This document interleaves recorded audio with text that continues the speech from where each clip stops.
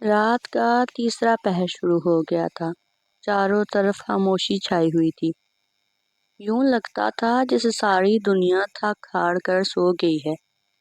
میں کافی دیر سے گھر کے باہر بیٹھی دروازہ بجا رہی تھی، لیکن شاید اندر موجود لوگ بے حس ہو چکے تھے۔ شاید ان میں انسانیت مر چکی تھی۔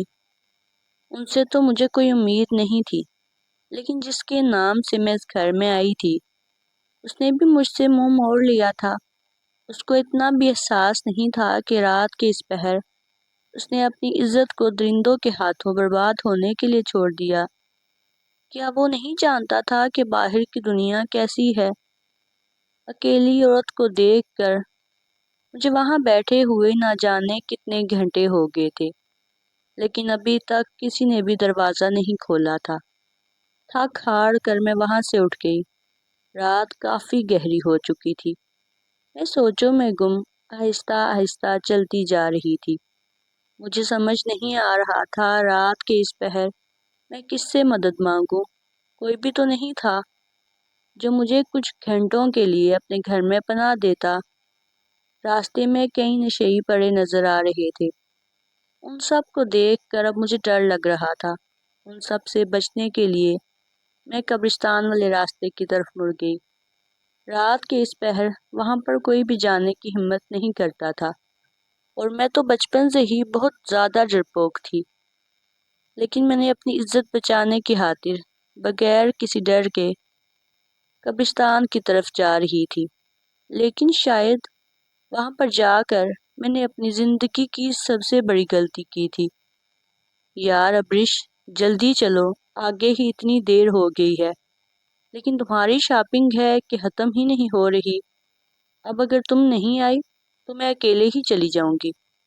پھر تم کرتی رہنا شاپنگ، میں غصے سے بولی۔ یار تم ایسے ہی ٹینشن لے رہی ہو، کچھ نہیں ہوتا۔ اپنی ساس سے کہہ دینا کہ کام زیادہ تھا، اسی لیے دیر ہو گئی۔ ابرش کی بات سن کر میں بس اسے گھور کر رہ گئی تھی۔ پھر آخر کار اس نے اپنی شاپنگ ختم کی تو میں نے سکھ کا سانس لیا۔ مغرب کا وقت ہونے والا تھا۔ میں جلد از جلد گھر پہنچنا چاہتی تھی۔ میں جانتی تھی کہ میری ساس غصے میں بیٹھی میرا ہی انتظار کر رہی ہوں گی۔ اس کو تو میرا ویسے ہی یوں گھر سے نکلنا پسند نہیں تھا۔ کام سے واپسی پر اگر مجھے تھوڑی سی بھی دیر ہو جاتی وہ میرا جینا حرام کر دیتی تھی۔ میں نے گھر میں قدم رکھا تو مغرب کی اذانیں ہو رہی تھی، اور حسب توقع میری ساس بیٹھی میرا ہی انتظار کر رہی تھی۔ آج وہ مجھے کافی معنی نظروں سے دیکھ رہی تھی، ورنہ روزانہ تو میرے گھر میں داخل ہوتے ہی وہ زبان کے جوہر دکھانا شروع کر دیتی تھی، لیکن آج وہ خاموش تھی۔ یقیناً یہ طوفان کے آنے سے پہلے کی خاموشی تھی۔ اس سے پہلے کہ میں کچھ سمجھتی، میں اپنے شوہر کی آواز سن کر چونک گئی۔ وہ اپنی ماں کے ساتھ بیٹھا ہوا تھا اور کافی غصے میں لگ رہا تھا۔ پوچھو اپنی بیوی سے کہ یہ اتنا وقت کہاں وارہ گردی کرتی رہتی ہے۔ اسے اتنا احساس نہیں ہے کہ گھرداری بھی سنبھالنی ہوتی ہے، لیکن اس کا تو گھومنا پھرنا ہی ختم نہیں ہوتا۔ پتہ نہیں کس کس کے ساتھ کہاں کہاں نوکری کے نام پہ وقت گزارتی ہے۔ تو پیسے کما کر پتہ نہیں خود کو کیا سمجھتی ہے۔ اپنی ساس کی ایسی باتیں سن کر مجھے بہت تکلیف ہوئی۔ پتہ نہیں لوگ کیوں بغیر سوچے سمجھے دوسروں کی بیٹیوں کی زندگیاں برباد کرتے ہیں اور ان پر اتنے بڑے بڑے بہتان لگاتے ہیں۔ شاید وہ بھول جاتے ہیں کہ اللہ کی لاٹھی بے آواز ہے۔ ان کی باتیں سنتے ہوئے میں خاموشی سے کچن میں کھانا بنانے چلی گئی۔ باہر سے ابھی بھی ان کے غصے سے بولنے کی آوازیں آ رہی تھی، لیکن میں بے حس بنی کھڑی اپنا کام کرتی رہی۔ مجھے تو اب ان سب کی عادت ہو چکی تھی۔ تھکاوٹ سے میرا برا حال تھا۔ پورا دن کام کر کے میں تھک چکی تھی، لیکن میں جانتی تھی کہ اگر مجھے کھانا پکانے میں ذرا بھی دیر ہوئی تو میری ساس مجھے نہیں چھوڑیں گی۔ وہ تو اکثر میرے اوپر ہاتھ بھی اٹھا دیتی تھی، لیکن مجھ میں اتنی ہمت نہیں تھی کہ میں انہیں روکتی۔ میں اگر انہیں کچھ کہتی تو مجھے آگے سے طلاق کی دھمکی دیتی تھی، اور میں تو تھی بھی لاوارث۔ اگر مجھے طلاق ہو جاتی تو میں کہاں جاتی؟ لیکن میں اس وقت یہ بات بھول چکی تھی جو ظلم برداشت کرتا ہے وہ بھی اتنا ہی ظالم ہوتا ہے۔ اگر میں پہلے دن سے ہمت کر کے ان کی ناجائز بات نہ مانتی تو آج مجھے یہ سب نہ سہنا پڑتا۔ میری شادی کو 4 سال ہو گئے تھے اور پچھلے 4 سالوں میں یہ سب کچھ خاموشی سے برداشت کر رہی تھی۔ میری زندگی کسی رپورٹ کی طرح گزر رہی تھی اور شاید میری باقی کی زندگی بھی ایسے ہی گزرنی تھی، یا پھر میرا نام مسکان ہے۔ میں 5 سال کی تھی جب میرے والدین کی ایک ایکسیڈنٹ میں موت ہو گئی تھی۔ میں والدین کی اکلوتی بیٹی تھی۔ اماں ابا کے انتقال کے بعد کوئی بھی مجھے اپنے ساتھ رکھنے کو راضی نہیں تھا۔ پھر پتہ نہیں کیسے میرے ماموں ترس کھا کر مجھے اپنے ساتھ لے گئے۔ میری مامی ماموں کے اس فیصلے سے بالکل بھی خوش نظر نہیں آ رہی تھی۔ چھوٹی سی عمر میں ہی مجھے ان کے رویے محسوس ہونا شروع ہو گئے تھے۔ مامی کی دیکھا دیکھی ان کے بچے بھی مجھ سے کافی ہار کھاتے تھے، اور ماموں تو جیسے مجھے وہاں لا کر بھول ہی گئے تھے۔ ان کو تو یہ احساس ہی نہیں تھا کہ میں وہاں پر خوش بھی ہوں یا نہیں۔ جب بھی کوئی رشتہ دار آتا تو مامی ان سے اپنی تعریفیں سنتی تھی کہ ہم نے ایک یتیم لڑکی کو اپنے گھر میں رکھا ہے۔ وہ ایسے ظاہر کرتی تھی جیسے میں وہاں پر بہت خوش ہوں، لیکن حقیقت میں جانتی تھی۔ چھوٹی عمر سے ہی میں نے گھر کے کام کرنا شروع کر دیے تھے۔ ماموں کی وجہ سے ہی میں اسکول جا پاتی تھی، ورنہ مامی کا بس چلتا کہ وہ مجھے گھر پر ہی بٹھا لیتی۔ میرے ماموں کا چھوٹا سا کپڑوں کا کاروبار تھا، لیکن مامی پھر بھی ہر وقت غریبی کا رونا روتی رہتی تھی۔ میں شروع سے ہی سرکاری اسکول میں پڑھ رہی تھی۔ مجھے پڑھنے کا بہت شوق تھا، لیکن مامی کو میرا پڑھنا پسند نہیں تھا۔ وہ پتہ نہیں کیسے میرا اسکول جانا برداشت کر لیتی تھی۔ میٹرک کے پیپروں کے بعد میں آج کل فارغ تھی۔ سردیوں کے دن تھے۔ رات کو کھانا کھانے کے بعد سب اپنے کمروں میں سونے چلے گئے تھے۔ میں بھی معمول کے مطابق کچن کے کام نمٹا کر ماموں کو چائے دینے ان کے کمرے کی طرف بڑھ گئی۔ ماموں کی کافی پرانی عادت تھی، وہ رات کو سونے سے پہلے لازمی چائے پیتے تھے، ورنہ ان کا کہنا تھا کہ انہیں سکون کی نیند نہیں آتی۔ ان کی دیکھا دیکھی یہ عادت مجھ میں بھی آ گئی تھی۔ ان کے کمرے کے پاس پہنچ کر میں نے دروازہ بجانے کے لیے ہاتھ بڑھایا ہی تھا کہ مامی کی آواز سن کر وہیں پر رک گئی۔ ویسے میری عادت تو نہیں تھی چھپ کر دوسروں کی بات سننے کی، لیکن اپنا نام سن کر مجھے تجسس ہوا کہ وہ آخر میرے بارے میں کیا بات کر رہی ہیں۔ اب ہم اور کتنے سال انتظار کریں گے؟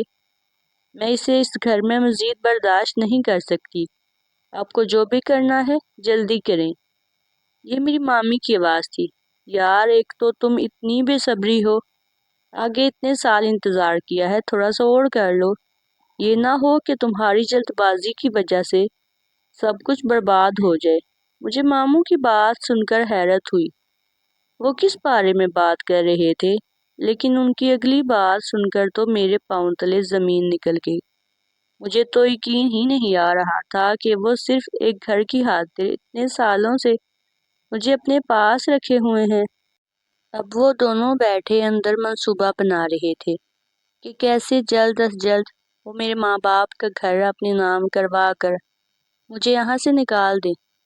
مجھے تو آج پتہ چلا تھا کہ میرے ماں باپ کا کوئی گھر بھی تھا، ورنہ اتنے سالوں میں کسی نے بھی ان کا ذکر نہیں کیا تھا۔ پوری رات میں اپنے والدین کو یاد کرتی رہی تھی۔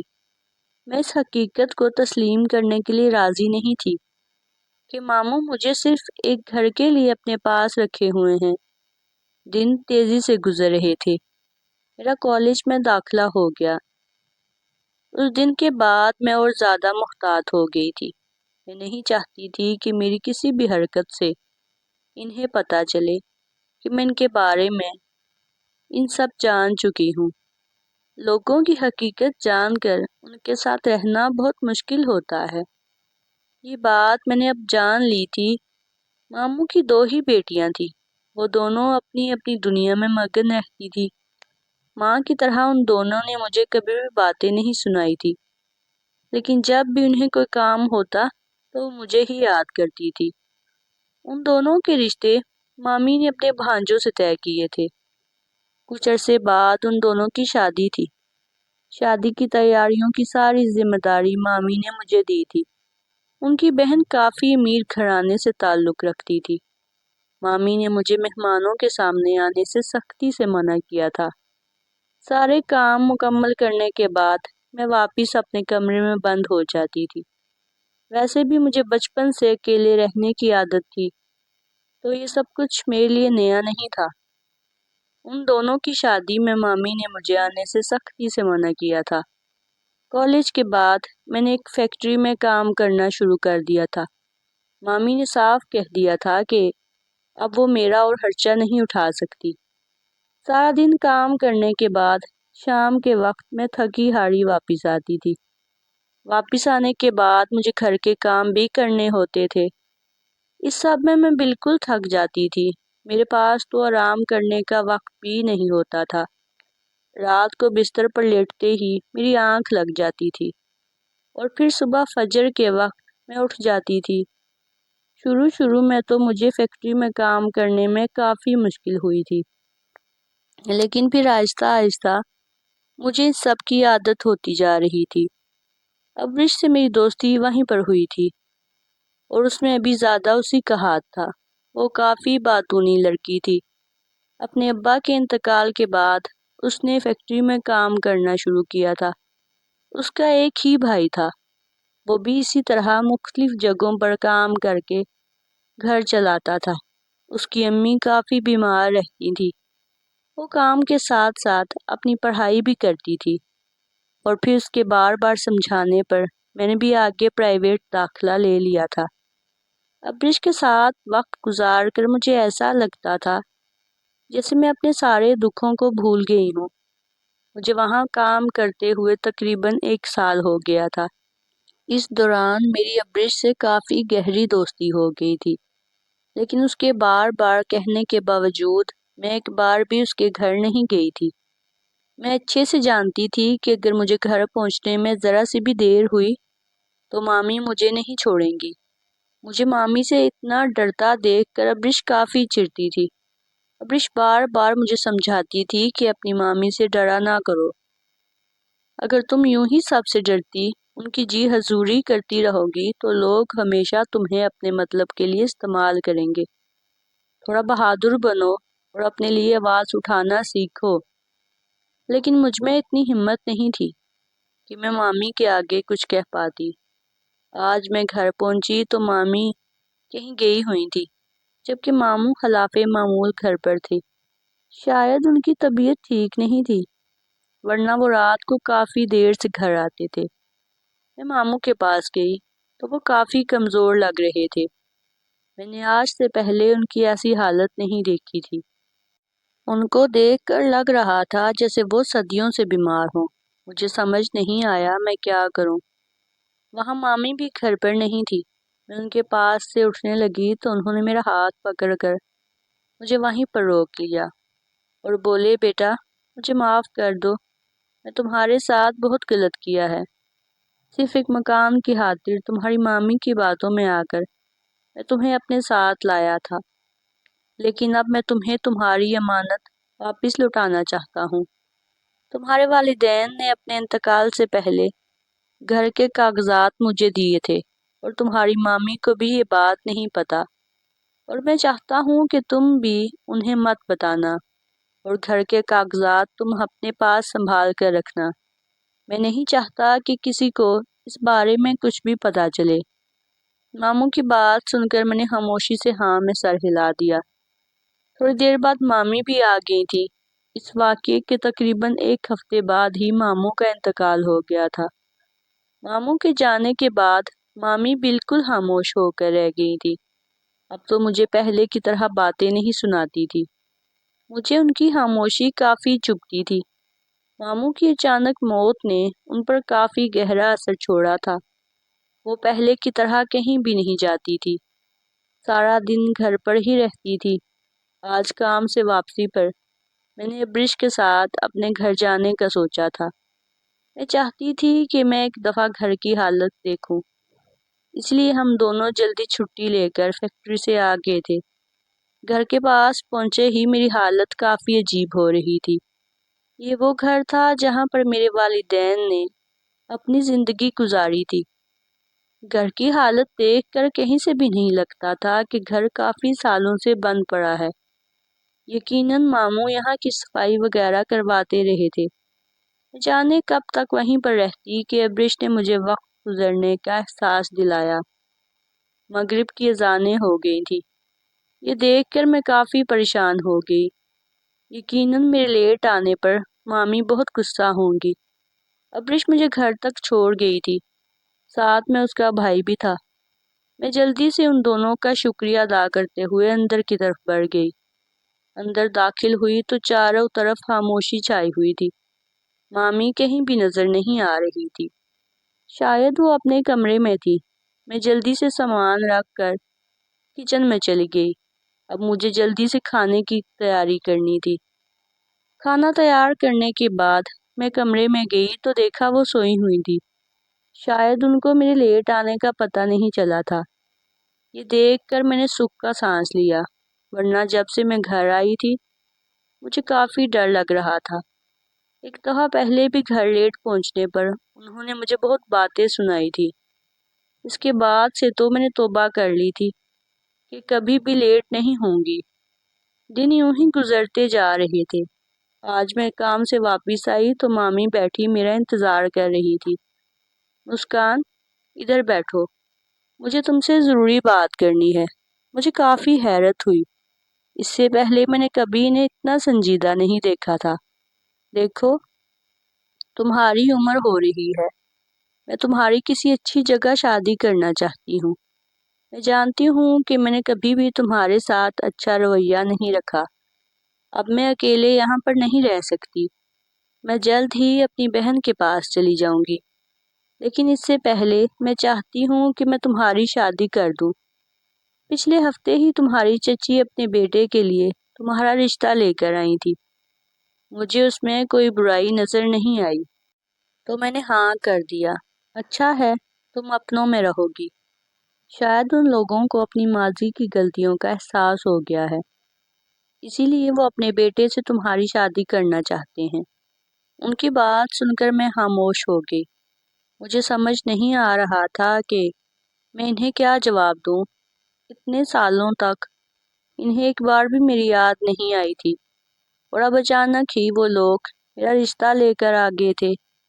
یہ میرے لیے کافی حیران کن بات تھی، اور پھر جلد ہی میری شادی کی تاریخ طے ہو گئی تھی۔ ابرش کو جب سے اس بارے میں پتہ چلا تھا وہ مجھ سے کافی ناراض تھی، لیکن میں نے اسے کسی نہ کسی طرح راضی کر ہی لیا تھا۔ ایک وہی اکلوتی تو میری دوست تھی۔ میں نہیں چاہتی تھی کہ وہ ہمیشہ مجھ سے ناراض رہے۔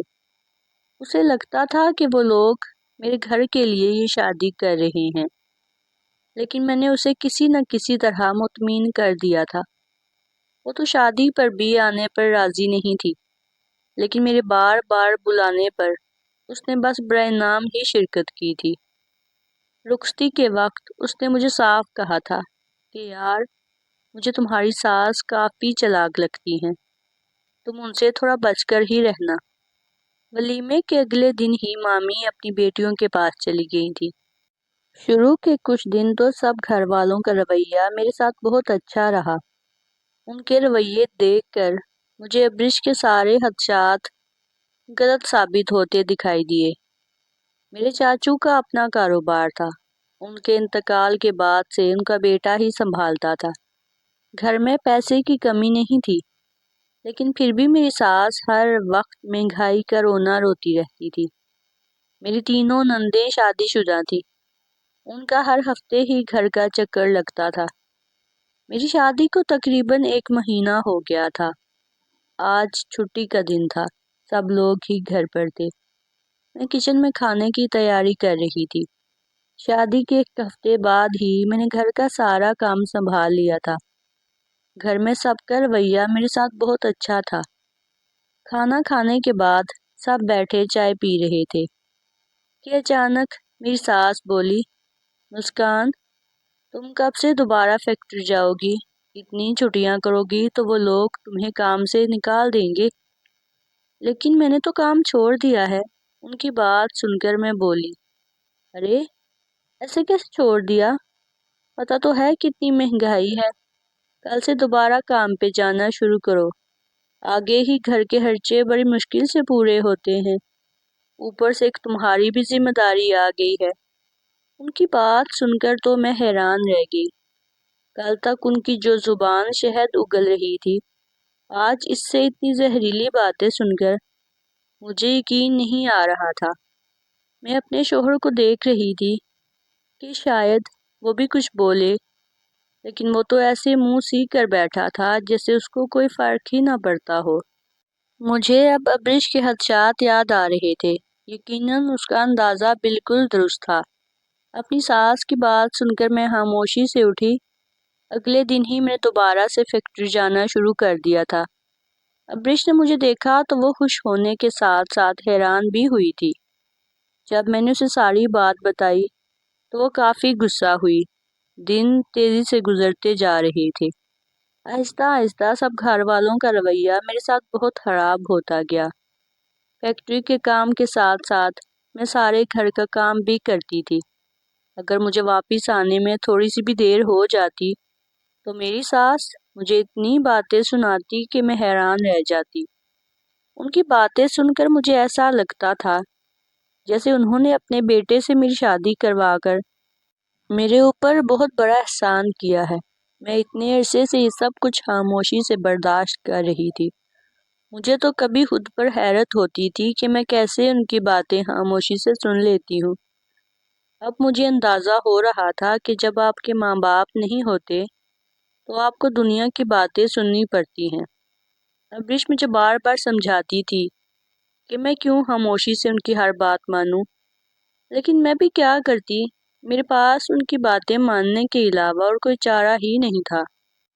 وقت تیزی سے گزر رہا تھا۔ میری شادی کو 4 سال ہونے والے تھے۔ اسی دوران ابرش نے فیکٹری چھوڑ دی تھی۔ اسے ایک اچھی جگہ پر جاب مل گئی تھی۔ وہ چاہتی تھی کہ میں بھی فیکٹری چھوڑ کر کسی کمپنی میں نوکری تلاش کروں، لیکن میں نے اسے منع کر دیا تھا۔ میرے سارے پیسے میری ساس اپنے پاس ہی رکھ لیتی تھی۔ میرے پاس تو اپنی ضرورت کی چیزیں لینے کے لیے بھی پیسے نہیں ہوتے تھے۔ میں تقریباً 2 مہینے بعد گھر کی صفائی ستھرائی کرنے جاتی تھی۔ ابرش سے ملی مجھے کافی عرصہ ہو گیا تھا۔ میرے پاس تو فون بھی نہیں تھا کہ میں ابرش سے بات کرتی۔ میری ساس کو میرا فون رکھنا پسند نہیں تھا۔ آج میں کام کر کے فیکٹری سے باہر نکلی تو سامنے ابرش کھڑی میرا انتظار کر رہی تھی۔ اتنے عرصے بعد اسے اپنے سامنے دیکھ کر میں جذباتی ہو گئی تھی، لیکن وہ میری حالت دیکھ کر کافی پریشان ہو گئی تھی۔ فیکٹری اور گھر کے کاموں میں مصروف ہو کر میں اپنا خیال رکھنا بالکل بھول گئی تھی۔ مجھے دیکھ کر یوں لگتا تھا جیسے میں صدیوں کی بیمار ہوں۔ مسکان، یہ تم نے کیا حالت بنائی ہوئی ہے؟ اس کی بات سن کر میں اس کے گلے لگ کر رونے لگی۔ اتنے عرصے بعد مجھے کسی اپنے کا سہارا ملا تھا۔ کافی دیر بعد جب میں چپ ہوئی تو وہ بولی، مجھے بتاؤ کیا ہوا ہے؟ کیا تمہاری ساس نے پھر کچھ کہا ہے؟ میں اس کو سارا کچھ بتاتی چلی گئی۔ تم پاگل ہو جو اتنے عرصے سے خاموشی سے ان کی باتیں برداشت کر رہی ہو۔ تم آگے سے انہیں کچھ کہتی کیوں نہیں ہو یار؟ میں کیا کہوں، مجھ میں اتنی ہمت نہیں ہے۔ میری بات سن کر تو اس کو غصہ آ گیا۔ مسکان، مجھے تم سے یہ امید نہیں تھی۔ تمہارا اتنا پڑھنے کا کیا فائدہ جب تم اپنے حق کے لیے بھی نہیں بول سکتی؟ اچھا چلو ان سب باتوں کو چھوڑو۔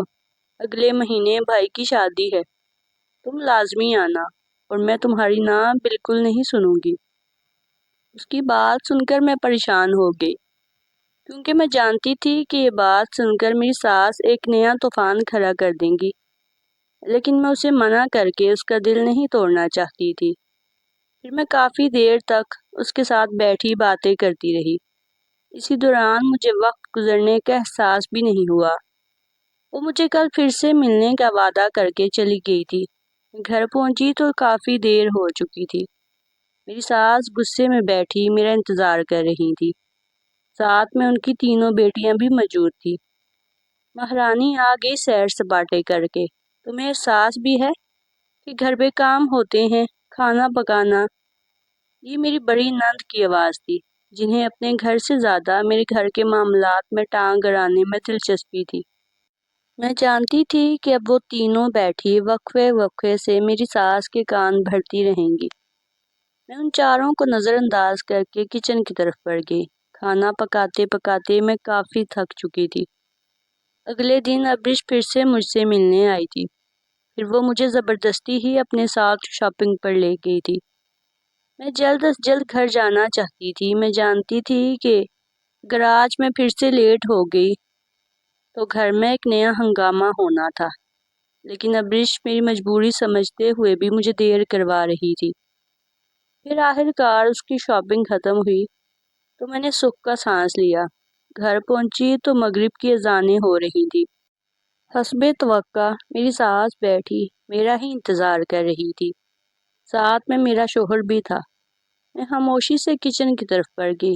رات کا کھانا کھانے کے بعد میں کچن سمیٹ رہی تھی کہ میری ساس نے مجھے بلایا۔ ان کے کمرے میں سارے گھر والے بیٹھے ہوئے تھے، ساتھ میں ان کی بیٹی اور داماد بھی تھے۔ کمرے کا ماحول دیکھ کر مجھے صاف لگ رہا تھا کہ آج پھر سے میری شامت آنے والی ہے۔ میں تمہیں کب سے بلا رہی ہوں، وہ غصے سے بولی۔ اچھا یہ سب چھوڑو، مجھے بتاؤ تمہارے گھر کے کاغذات کہاں ہیں؟ جلدی سے لے کر آؤ۔ ان کی بات سن کر میں نہ سمجھی سے بولی، کون سا گھر؟ ارے وہی جو تمہارے باپ کا تھا، اب تو تمہارے نام ہے نا۔ اس کے کاغذات کی بات کر رہی ہوں۔ اس گھر کا ایک اچھا خریدار ملا ہے، اس کو بیچ کر کافی اچھے پیسے مل جائیں گے۔ ان کی بات سن کر میں حیرت سے ان کی شکل دیکھنے لگی۔ ارے اب کھڑی شکل کیا دیکھ رہی ہو، جلدی جاؤ، جا کے کاغذات لے کر آؤ۔ تم نے اماں کی بات نہیں سنی؟ وہ کیا کہہ رہی ہیں؟ یہ میری بڑی نند تھی، لیکن اپنے گھر کے کاغذات میں آپ کو کیوں دوں؟ آخر کار میں ہمت کر کے بول اٹھی۔ میری بات سن کر میری بڑی نند کو آگ لگ گئی۔ ارے اماں، میں نہ کہتی تھی، یہ کیوں میری مدد کرنے لگی؟ خود تو یہاں پر ٹھاٹھ سے رہتی ہے، اگر میرے شوہر کو کاروبار کے لیے پیسے دے دے گی تو کیا ہو جائے گا؟ اب ان سب کی زبان زہر اگل رہی تھی۔ میں دل ہی دل میں شکر ادا کر رہی تھی کہ گھر کے کاغذات میں نے اپنے پاس نہیں رکھے تھے۔ کچھ عرصے پہلے ہی میں نے وہ برش کے حوالے کر دیے تھے۔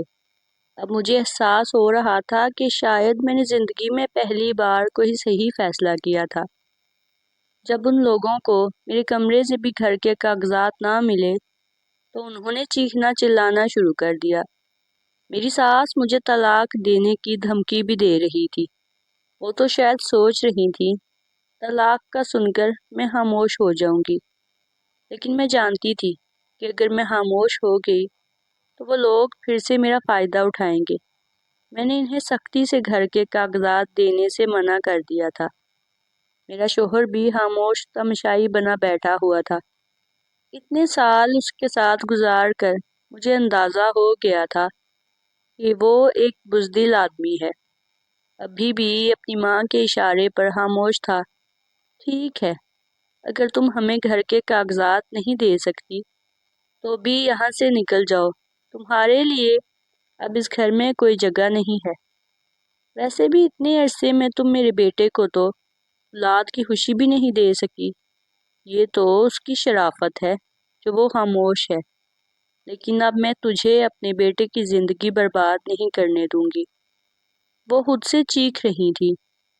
ان کی بات سن کر میں سوچ رہی تھی کہ اگر میں ابھی تک بے اولاد تھی تو اس میں میری کیا غلطی تھی؟ یہ تو اللہ کے فیصلے تھے، لیکن پتہ نہیں کیوں لوگ دوسروں کا دل دکھاتے ہوئے یہ بات بھول جاتے ہیں کہ اللہ سب دیکھ رہا ہے۔ اور پھر ان کی بات مانتے ہوئے میرے شوہر نے اسی وقت مجھے گھر سے دھکے دے کر نکال دیا تھا۔ مجھے اس سے اس چیز کی امید نہیں تھی۔ ان 4 سالوں میں اس نے آج تک کبھی میرے لیے آواز نہیں اٹھائی تھی، لیکن مجھے اس بات کی توقع نہیں تھی کہ وہ مجھے رات کے اس پہر گھر سے نکال دے گا۔ لیکن آج اس نے میرا یہ یقین بھی توڑ دیا تھا۔ سردیوں کے دن تھے، چاروں طرف اندھیرا چھایا ہوا تھا۔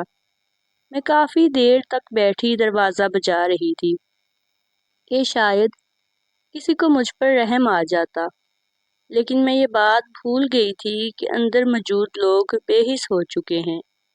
شاید ان کے اندر انسانیت مر چکی ہے۔ مجھے سمجھ نہیں آ رہی تھی کہ میں رات کے اس پہر کہاں جاؤں۔ میرے پاس تو فون بھی نہیں تھا جو میں ابرش کو کال کر کے بلا لیتی۔ مجھے اب خود پر غصہ آ رہا تھا۔ کم سے کم مجھے ایک فون تو لے لینا چاہیے تھا تاکہ ضرورت کے وقت میں اسے استعمال کر سکتی۔ جیسے جیسے رات گہری ہو رہی تھی ویسے ہی سردی کا زور بڑھتا جا رہا تھا۔ میں نے ہلکی سی چادر اوڑھ رکھی تھی جو مجھے سردی سے بچانے کی ناکام کوشش کر رہی تھی۔ مجھے سردی سے زیادہ اپنی عزت کا خیال تھا۔ میں سب سے چھپتی چھپاتی چل رہی تھی۔ میں نہیں چاہتی تھی کہ کسی کی بھی غلط نظر مجھ پر پڑے۔ پھر مجھے اچانک ہی قبرستان والے راستے کا خیال آیا۔ دن کے وقت بھی لوگ بہت کم ادھر سے گزرتے تھے اور رات کو تو وہاں سے گزرنے کا سوال ہی پیدا نہیں ہوتا تھا۔ میں فطرتاً بہت ڈرپوک تھی، لیکن آج اپنی عزت کی خاطر میں رات کے اس پہر اکیلے قبرستان والے راستے کی طرف چل پڑی تھی۔ دل ہی دل میں مجھے جتنی صورتیں یاد تھی میں وہ پڑھتی جا رہی تھی۔ خوف کے مارے تو میرا جسم کانپنا شروع ہو گیا تھا۔ میری آنکھوں سے آنسو بہہ رہے تھے۔ آگے نہ جانے اور مجھے کتنی مشکلات جھیلنی تھی۔ آج مجھے اپنے ماں باپ کی بہت یاد آ رہی تھی۔ اگر وہ لوگ آج زندہ ہوتے تو شاید مجھے سب کچھ برداشت نہ کرنا پڑتا، لیکن پہلے تو میں نے سوچا کہ میں اپنے گھر چلی جاتی ہوں، لیکن پھر مجھے یاد آیا میرے پاس تو کرائے کے پیسے ہی نہیں تھے۔ قبرستان پر نظر پڑی تو میں نے رات وہیں پر گزارنے کا فیصلہ کیا۔ میں دل ہی دل میں بہت ڈر رہی تھی، لیکن میرے لیے عزت سے بڑھ کر کچھ بھی نہیں تھا۔ میں آہستہ آہستہ قدم اٹھاتی قبرستان کی طرف چل پڑی۔ چاروں طرف خوفناک منظر چھایا ہوا تھا۔ ایک دفعہ تو میں نے سوچا کہ باہر ہی بیٹھ جاتی ہوں، لیکن پھر اپنی عزت کا خیال آیا تو دل پر پتھر رکھ کر قبرستان کے اندر داخل ہو گئی۔ وہاں کا ماحول تو اور بھی خوفناک تھا۔ مجھے بہت ڈر لگ رہا تھا۔ میرے آگے جانے کی ہمت بھی نہیں تھی۔ میں وہیں پر دیوار کے ساتھ ٹیک لگا کر بیٹھ گئی۔ میں نہ جانے کب تک ایسے ہی بیٹھی رہتی کہ کتوں کے بھونکنے کی آواز سن کر میں چونک گئی۔ وہ کافی دیر سے لگاتار ایک ہی قبر پر مسلسل بھونکے جا رہے تھے۔ یہ دیکھ کر مجھے کافی وحشت ہوئی۔ ایسی بھی کیا بات تھی اس قبر میں کہ وہ وہیں پر بھونک رہے تھے، اور پھر تجسس کے ہاتھوں مجبور ہو کر میں اس قبر کی طرف بڑھ گئی۔ اب تو مجھے یہ بھی یاد نہیں رہا تھا کہ میں تھوڑی دیر پہلے کتنا ڈر رہی تھی۔ میں قبر کے قریب پہنچی تو وہ تازہ تازہ بنی ہوئی لگ رہی تھی۔ میری نظر جیسے ہی کتبے پر لکھے نام پر پڑی تو میرے ہوش ہی اڑ گئے۔ وہاں میرا نام لکھا ہوا تھا۔ یہ دیکھ کر میں کافی گھبرا گئی۔ اس سے پہلے کہ میں کچھ سمجھتی، ایک آواز سن کر میری چیخ نکل گئی اور میں وہیں بے ہوش ہو گئی۔ ایک عجیب سا احساس سے میری آنکھ کھلی تو دیکھا میں دیوار کے ساتھ پہلے کی طرح ٹیک لگائے بیٹھی ہوئی تھی۔ خوف سے میں ہلکی ہلکی کانپ رہی تھی۔ پہلے تو مجھے سمجھ نہیں آئی میرے ساتھ ہوا کیا ہے۔ کچھ دیر پہلے کا منظر میری آنکھوں کے سامنے آیا تو میرے رونگٹے کھڑے ہو گئے۔ قبرستان میں ابھی بھی خاموشی چھائی ہوئی تھی۔ اب مجھے اندازہ ہو گیا تھا کہ میں نے خواب دیکھا تھا جو بہت ہی خوفناک تھا۔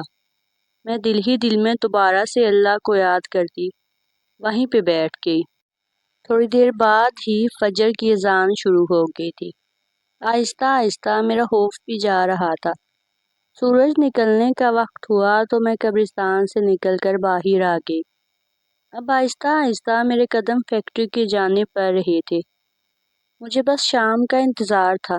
ابرش نے آج ملنے کا وعدہ کیا تھا اور میں جانتی تھی وہ لازمی آئے گی۔ پورا دن کام کر کے میں کافی تھک چکی تھی۔ شام ہونے والی تھی۔ کل رات کو بھی میں نے کچھ نہیں کھایا تھا۔ اب تو بھوک سے برا حال تھا۔ فیکٹری سے باہر نکلی تو برش پہلے سے ہی کھڑی میرا انتظار کر رہی تھی۔ میرا حلیہ دیکھ کر وہ کافی پریشان ہو گئی۔ وہ مجھ سے بار بار پوچھ رہی تھی کہ کیا ہوا ہے، لیکن میں خاموش رہی۔ پھر میرے کہنے پر وہ مجھے میرے گھر لے آئی تھی۔ گھر پہنچ کر میں نے ساری بات بتائی کہ رات کو کیسے میرے گھر والوں نے مجھے نکال دیا تھا۔ میری بات سن کر وہ بولی، اب تم نے کیا فیصلہ کیا ہے؟ میں دوبارہ وہاں پر نہیں جانا چاہتی۔ میں اتنے عرصے سے ان کی باتیں برداشت کر رہی ہوں، لیکن مجھ میں اور حوصلہ نہیں ہے۔ ٹھیک ہے، اب تم میرے ساتھ میرے گھر جا رہی ہو۔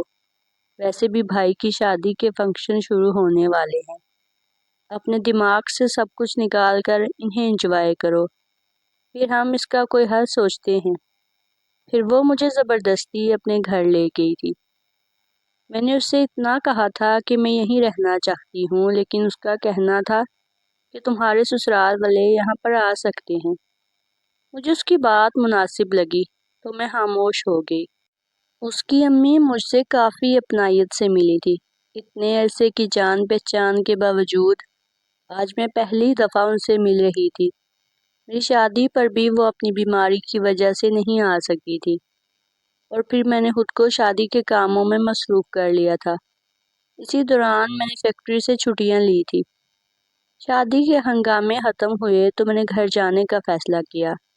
میں چاہتی تھی کہ میں جلد ہی طلاق لے کر ان لوگوں سے اپنی جان چھڑواؤں۔ میں خود کو ذہنی اذیت نہیں دے سکتی تھی، اور پھر آخر کار میں نے اپنے نام نہاد شوہر سے طلاق لے لی تھی۔ اسی دوران ابرش کے گھر والوں نے میری بہت مدد کی تھی۔ طلاق کے بعد میں نے فیکٹری کی نوکری بھی چھوڑ دی تھی۔ عدت ختم ہوئی تو میں نے ایک اچھی کمپنی میں کام کرنا شروع کر دیا تھا۔ ابرش کی امی کے بار بار سمجھانے پر میں اب انہی کے ساتھ رہتی تھی۔ وقت تیزی سے گزر رہا تھا۔ اسی دوران ابرش کی شادی بھی طے ہو گئی تھی۔ آج کل میں اس کے ساتھ شادی کی تیاریوں میں مصروف تھی۔ اس کے سسرال والوں سے مل کر مجھے اندازہ ہوا کہ سارے لوگ ایک جیسے نہیں ہوتے۔ وہ لوگ کافی اچھے تھے۔ اسی طرح ابرش کی امی چاہتی تھی کہ وہ میری بھی شادی کر دیں، لیکن میں نے انہیں سختی سے منع کر دیا تھا۔ میرے لیے ایک بار کا تجربہ کافی تھا، لیکن ان کا کہنا تھا کہ اکیلے زندگی نہیں گزاری جا سکتی۔ ان کے بار بار سمجھانے پر بھی میں نہیں مانی تھی۔ مجھے اپنی ضد پر اڑا دیکھ کر وہ خاموش ہو گئی تھی۔ شادی پر وہ میرا سب سے تعارف اپنے دوست کی بیٹی کہہ کر کروا رہی تھی۔ ان کی اتنی اپنائیت دیکھ کر مجھے کافی شرمندگی ہو رہی تھی۔ ابرش کی شادی کو تقریباً سال ہو گیا تھا۔ اس کی ایک بیٹی تھی۔ وہ اب بھی پہلے کی طرح بہت باتونی تھی۔ اسی دوران جب بھی وہ آتی تو مجھے شادی کرنے پر زور دیتی۔ آج بھی وہ مجھے کافی دیر سے سمجھا رہی تھی، یار تم ایک تجربے کی بنیاد پر اپنی ساری زندگی ایسے نہیں گزار سکتی۔ مجھے دیکھو میں کتنا خوش ہوں، اور یقیناً شادی کے بعد تم بھی بہت خوش رہو گی۔ نہیں، میں ایسے ہی خوش ہوں۔ اس کی بات سن کر میں فوراً سے بولی، کیا تم سچ میں خوش ہو؟ اس کی بات سن کر مجھے ایک چپ لگ گئی تھی۔ وہ سچ ہی تو کہہ رہی تھی، میں تو بس خوش ہونے کا دکھاوا کرتی تھی۔ پھر وہ کافی دیر تک بیٹھی مجھے سمجھاتی رہی تھی، اور پھر اس کے بار بار سمجھانے کا اثر تھا کہ میں نے شادی کے لیے آخرکار حامی بھر دی تھی۔ لیکن میں دل ہی دل میں کافی ڈر بھی رہی تھی کہ اسی دوران مجھے ابرش کے گھر والوں نے کافی حوصلہ دیا تھا۔ میرے حامی بھرتے ہی ایک ہفتے کے اندر اندر میری شادی طے ہو گئی تھی۔ میں تو ان لوگوں کی پھرتیاں ہی دیکھ کر رہ گئی تھی۔ مجھے اندازہ نہیں تھا کہ وہ لوگ پہلے سے ہی ساری تیاریاں کر کے بیٹھے ہیں۔ میرے سسرال والوں کو میری پہلی شادی کے بارے میں علم تھا۔ میں خود بھی نہیں چاہتی تھی کہ ان سے کوئی بات چھپاؤں۔ میں جھوٹ کی بنیاد پر کوئی بھی رشتہ قائم نہیں کرنا چاہتی تھی۔ میری خواہش پر میری شادی بہت سادگی سے ہوئی تھی۔ شادی کے بعد میں نے آہستہ آہستہ اپنے سسرال والوں کے رویوں کو سمجھنا شروع کر دیا تھا۔ میں نہیں چاہتی تھی کہ میں پہلے کی طرح کسی غلط بات کو برداشت کروں۔ میرے شوہر کا رویہ مجھ سے بہت اچھا تھا۔ وہ میرے پہلے شوہر کی طرح بزدل نہیں تھا۔ گھر میں زیادہ لوگ نہیں تھے۔ میری ایک ہی نند تھی جو دوسرے شہر میں رہتی تھی۔ میرے ساس سسر کافی عرصے پہلے انتقال ہو گیا تھا۔ میں نے آہستہ آہستہ سب کو ان کے حساب سے ڈیل کرنا شروع کیا۔ مجھے اپنی پہلی شادی کے ٹوٹنے کے بعد یہ احساس ہوا تھا، ہم ساری زندگی اپنے بچوں کو پڑھا تو لیتے ہیں، لیکن انہیں یہ سکھانا بھول جاتے ہیں کہ شادی کے بعد زندگی کیسے گزاری جائے۔ یہ سب سیکھنا ہر کسی کو لازمی چاہیے۔ ہم اپنی بیٹیوں کی تربیت پر تو توجہ دیتے ہیں، لیکن بیٹوں کی تربیت کرنا بھول جاتے ہیں۔ میری شادی کو تقریباً 5 سال ہو گئے تھے۔ میری زندگی بہت سکون میں گزر رہی تھی۔ یہ نہیں تھا کہ میرے گھر میں مسائل نہیں تھے، لیکن اب میں انہیں اچھے سے سنبھالنا سیکھ گئی تھی۔ اسی دوران اللہ نے مجھے ایک بیٹے سے نوازا تھا۔ میں نے اس کی ابھی سے ہی تربیت کرنا شروع کر دی تھی۔ میں نہیں چاہتی تھی کہ میں اسے لاڈ پیار کے نام پر کھلی چھوٹ دے کر بگاڑ دوں۔ میرے والدین سے گزارش ہے کہ اپنے بچوں کی تربیت پر خاص توجہ دیں۔ اگر وہ پڑھائی کے ساتھ اپنے بچوں کو زندگی گزارنے کا صحیح طریقہ بھی سکھائیں گے تو ان کی آگے کی زندگی آسان ہو جائے گی۔ ناظرین، اگر آپ کو کہانی پسند آئی ہے تو چینل کو سبسکرائب کر دیں اینڈ بیل کا جو آئیکن ہے اس کو پریس کر دیں